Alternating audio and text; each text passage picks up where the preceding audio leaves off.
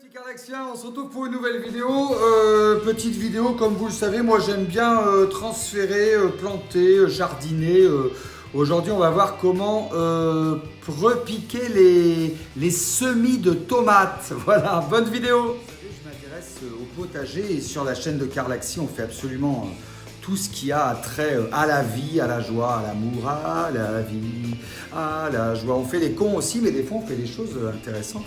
Et là, je vais vous parler de mes semis. Alors, on m'a demandé, il n'y a pas si longtemps, pourquoi je mets un petit bout de papier sur mes semis, tout simplement pour pas que les graines s'éparpillent partout. Alors, les semis, je les fais comme ça. De melon, donc tout simplement, je vais aller récupérer du terreau, du terreau à semis. Voilà, c'est un terreau qui est un petit peu plus fin. Et je mets donc mes semis en surface. Et après, je vais mettre une feuille de papier que j'arrose, ce qui va permettre qu'il n'y ait pas de... Voilà, que l'eau ne ravage pas tout, quoi, comme dit créole. En créole réunionnais, on dit ravager. Donc, que l'eau n'éparpille pas tout. Là, j'ai les semis qui sont en train de pousser. Ça, c'est les haricots. Ça, c'est les cucurbitacées. Et là, eh bien, on ne sait plus ce que c'est. Ah, si, ça doit être parfait. Voilà, haricots aram. Donc très important dans le jardinage, bien mettre des petits bouts de papier pour voir ce qu'on sème parce qu'on oublie vite. Voilà pour la partie semis et pourquoi je mets un petit bout de papier. Maintenant ce qui nous intéresse c'est les tomates. Les tomates qu'on levait, hein, c'est de la noire de Crimée. Et les tomates, comment on est passé de ça à ça? Eh bien, je vais vous montrer, c'est très simple. Une cassette comme ça, mais ça s'achète aussi un petit peu partout. On va en mettre 6, on va bien les positionner. Et on va remplir avec du terreau, cette fois-ci pas du terreau de semis, mais du terreau un peu plus gros, un peu plus gras. Mais vous allez voir que c'est bien positionné. Ici, je vais aller chercher mon terreau. Voilà, mon terreau universel. Et puis on va procéder au remplissage. Voilà. Ça, c'est pas très compliqué. Alors, l'étape suivante, vous allez voir, c'est très simple. Vous prenez un tournevis comme ça, ou un bout de bois, ou un bâton. Hein, vous faites un petit trou dans chaque petit pot, en fait, tout simplement. Voilà. Voilà. Et ensuite, on va aller de manière très délicate récupérer le petit semis comme ça. Voilà. L'important, c'est de bien récupérer la racine. On la voit là, la racine, regardez, on la voit bien.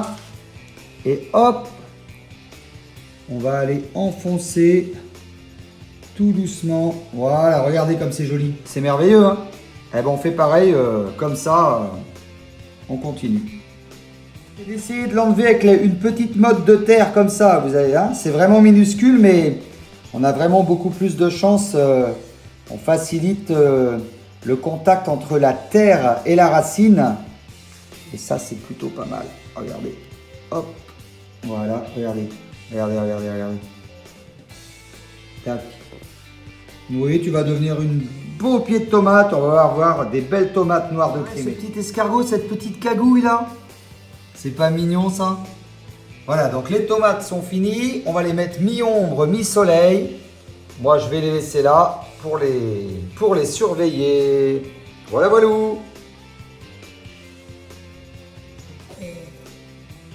J'adore la nature, j'adore la vie.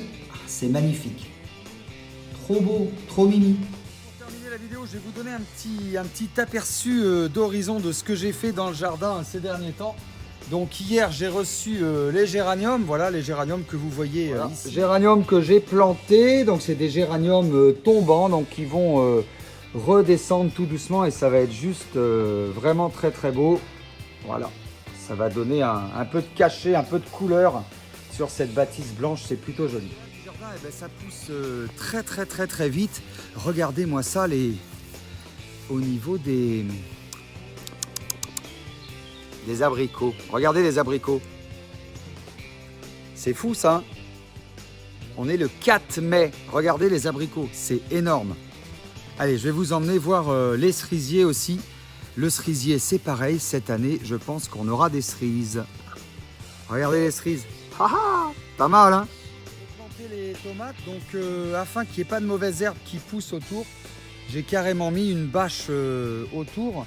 Donc ce qui va permettre de laisser vivre que les tomates. En plus c'est une bâche noire, donc la luminosité, le soleil va bien arriver et ça va faire vraiment mûrir les fruits. Ça va être juste magnifique, quoi. Regardez-moi ça, c'est pas beau ça? Voilà, pendant qu'on y est, on va aller voir les patates ici. Les patates sont en train de sortir. Oh ben tout va bien, ça avance petit à petit. Petit à petit, il va falloir encore retondre. Ben, c'est le principe un peu du printemps, hein. Voilà. Et puis là, il y a les tomates. Et entre chaque... les tomates un peu plus grandes, bien sûr. Et là, j'ai planté des cucurbitacées entre chaque tomate pour qu'on ait vraiment pas mal de choses. Sur Angoulême, finalement, je pense que ce confinement... aura amené beaucoup de choses parce que moi je vois toujours le côté positif des choses et vraiment j'ai pris plus de temps pour faire des choses chez moi et c'est quand même très sympa. Tiens, regardez, dernière chose que je voulais vous montrer. Là j'ai mis une bâche et sous cette bâche dans 15 jours l'herbe va pourrir et donc là on pourra planter tout ce qui est concombre, cucurbitacées, etc. Ça va être un petit peu... l'endroit que j'ai choisi. En tout cas, vous avez vu dans cette vidéo comment faire des semis de tomates. Et ça, c'est pas évident parce que quand on n'a jamais fait, on n'a jamais fait. Il y a un début à tout. Donc c'est un petit tuto tout simple, mais bon, ça fait toujours plaisir. Ce petit coin de paradis pour faire l'outro de ma vidéo. Parce que c'est vraiment un endroit que j'affectionne particulièrement. Notamment parce que j'ai mis un petit peu partout des perchoirs à oiseaux. Regardez-moi en haut là. Là, vous le voyez ça? Voilà. Et bien ça, c'est pour attirer les mésanges. Les mésanges, ce sont des petits oiseaux qui vont aller manger les vers qui s'appellent la pyrale du buis, parce que le buis, c'est très tendre. J'en avais déjà parlé dans une vidéo. Et il y a des petits vers au printemps qui se régalent, qui se délectent du buis. Et les mésanges, ça permet de manger la pyrale du buis. Donc c'est une manière écologique pour éviter de mettre des produits et d'abîmer ton jardin tout simplement. Voilà, on se retrouve à la fin de cette vidéo. N'hésitez pas à mettre un maximum de likes, à vous abonner à la chaîne de Carlaxi tout simplement parce que Carlaxi, c'est la vie. Voilà, sur cette chaîne, on parle de tout. On parle de la vie, de l'amour, de la joie, etc. C'est le principe. Un maximum de likes et de commentaires. Je vous embrasse très fort. Ciao, ciao les petits Carlaxiens. Je vous aime fort.